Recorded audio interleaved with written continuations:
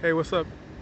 Welcome to the Ninja News. I was just thinking back to working with Prince. I just gotta, every time I hear listen to his music, it just amazes me that he's gone. But I know that we all had to go to the upper level, the final level. But I had always came into Prince's music like from radio. I was listening to "I Want to Be Your Lover," and I really liked that song, so I wanted to go to the concert once it came into town, and I definitely wanted to meet Prince. So what I did is I got two of these girls I knew, Sissy and Rory. They're both black belts, really beautiful girls. Anyway, we went on down to Redwood City to the Circle Star Theater. And once we got there, they said that Prince wasn't going to play. And I was like, what? You know, because there was very few people there. It was only like about maybe 30 people there.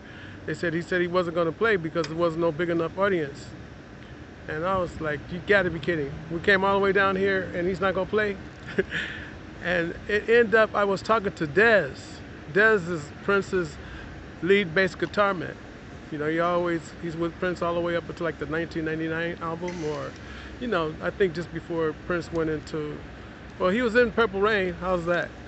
Anyway, he was the one who introduced me to Prince.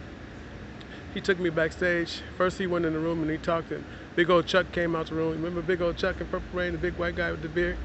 Chuck came over. He's like, hey man, what's up? What's up with you? What's your name, man? I said, Chucky. He goes, Chucky. Oh, Chucky. My name is Chuck. Everything's good, man. You got it. You in, boy? You in, boss? And he went in the room and I'm waiting outside. I was like, oh man, this is serious. This is serious. All of a sudden Prince comes out. When I saw Prince, he just looked at me and I looked at him, and dang, it was so funny. We like looked at each other like, man, I know you, okay? So it was really good. So we got to talking, and Prince told me that he was just about testing for black belt when he found out that one of his teachers were trying to like set up a promotion about it. You know, inviting special people there and wanted to use Prince's name and all of that. So Prince wasn't into that kind of stuff, you know. So Prince was like, no. So Prince decided he wasn't going to go to the testing, so he didn't go and get his black belt. But I told him, I said, well, you're a black belt to me, man. How's that? You're a black belt to me? How you got that one? And he was like, yeah. So he backed up and he threw some punches. It was really fast. And then he threw a couple of kicks, a jump kick, wham. And he came down, you know, a real high jump front kick. I mean, it was like really fast. Then he came down and he said, if that don't get them, and if they get past my bodyguard and they can get through all that, then I got a two-shooter for them. I was like, a two-shooter? He goes, yeah, I got a two-shooter. No hitter quitter. He goes, if the first one missed, the second one won't. And if it does go past that point, he was like, I'll be ready for more of this. So he was really, really cool. So then he asked me, he said, you want to go on tour? And I was like, man, I can't, man. I got like 70 students at this fitness center I'm teaching at. He said, what, man, come on, let's go. I said, man, I can't just leave them. I got to say something to them. He said, okay, well, what instruments do you play? I said, well, I like the congos, you know, bongos and little drums. And he's like, oh, well, you go on tour with me. I'll hook it up. I'll tighten it up. I'll tighten up all your skills and give you more. I was like, oh, that sounds good, man, but I just can't go, but I'll see you. I'll see you again. He goes, yeah, you'll see me. He goes, the standee stands, you know, it stands in the mix. Whenever you're ready, I'm ready. I was like, okay. So time went on, and the next thing you know, I went to one of the concerts up in San Francisco. And that was a trip because the place was jam-packed. It was a whole big difference. You know, I went with my girl Gina at that time, this real beautiful girl I used to date. Ooh, she's probably mad at me. But anyway, we went to the Prince concert, man, and it was just off the hook. I mean, that was like just before Purple Rain movie came out. It hadn't came out yet. I remember him speaking about, yeah, you know, I want to give you guys a little taste of what's coming up in my movie. And it was the bomb, man. And Sheila E. was there, you know, and I think Morrison was there, but I don't know. But I know Sheila E. was there, and they was getting down on them drums, man. Sheila and Prince was playing them drums. The lights went out, and the sticks was glowing, you know, like purple. And then they came back on, and the light show itself was just supersonic. So I was like, man, this is something else. So later on, I had to perform at, which one happened first? This particular time I performed to Let's Go Crazy. When I performed at Let's Go Crazy, the place was the MGM Grand up in, where was it? I don't know if it was Nevada or Salt Lake City, somewhere. Reno. It was in Reno. I caught the bus there. Didn't even have no money to compete. You know, I had money to get there, but not to compete. But anyway, that night when I performed to Let's Go Crazy, the light show was the bomb. It was like, just like Prince's, it's like being at a Prince concert, and the whole place was jam-packed. Anyway, the next thing you know, I ran back into Prince again. And it was that day.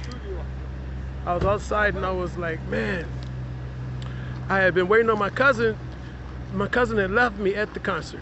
I thought my cousin was just gone. I thought he was somewhere. I didn't think he had left me. So I'm sitting there and it's midnight at the end of the whole clock. All of a sudden this white limousine pulls up.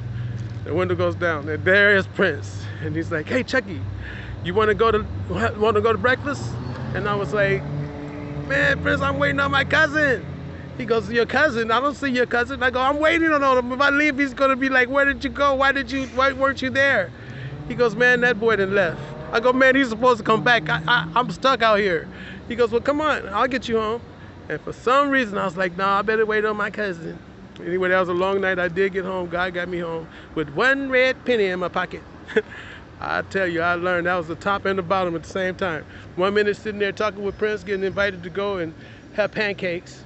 Next minute, you sitting here talking about, I can't get home, I ain't got no money. But anyway, God got me home with that penny in my pocket. I got home before my cousin did. My cousin was like, man, how did you do that? I was like, I can't believe that you left me. Anyway, God is good. Next time I seen Prince, it was working the evening with Prince, and that was so tight, it was just me and him in the room. So I was like, you know, I got the job at the Paramount Theater. So I was all excited. I was like, this is cool, I'm gonna be working with Prince. So then my boss gave me these rules. He said, well, Prince is gonna be in a bad mood. I heard he's in a bad mood, so don't say nothing. Don't be, you know, I was like, man, whatever. I met him a long time ago. He's like, yeah, well, still, I heard he ain't in a good mood, so we don't want to make it worse. I go, man, okay, whatever. So, man, I just continued. Next thing, I was in the room with just me and Prince, just us in the auditorium. And he was warming up his guitar, and then he went over and checked out the, what you call that? The layout with all the keyboards. A long keyboard. It was like 3 feet tall and maybe 6 feet wide. I was like, damn, this is tight. And then after that, he went to the front, got back playing his guitar. I was just standing there on the side, and he walked over to me, looked at me. I looked at him, but I didn't say nothing, because remember, my boss said, don't say nothing. Anyway, later on that day, he was playing I Want to Be Your Lover, and they told me I could take a break. I walked across the stage. These 2 girls were like, dance with us, dance with us. So you know I love music. Give me this damn thing right here. Get my earphones on. No. Like I said, I was listening to Prince, and that's what made me say, I gotta say something about Prince. I miss him. Anyway, we all got a jet one day. So that night I ended up dancing to I Want to Be Your Lover, and Prince was like, wait a minute, who is this? Look at him, you know every beat before I play it, every moment, just perfect timing. Who is this guy? And he said, I knew you wanted to dance when you first walked in the room. And I was like, hey, what's up, man? Oh, doing my ninja news, man. Yeah. So anyway, that night I danced, and he made them put the spotlight on me. He said, put the spotlight on him. He goes, look at him. What we gonna do? Who do you call on security? Security! So I thought that was so cool. So next thing you know, the show was over. And Prince said, I'm coming to San Diego. And I know I didn't want to deal with that audience, because people just started getting bigger crowds, bigger and bigger, and it was just radical. But Prince would always show up early, I knew that. But I went there a couple of days before he showed up and just told him, gave him some information to give to Prince for me. And next time I saw Prince was at Denise's memorial, you know, Vanity, The Last Dragon.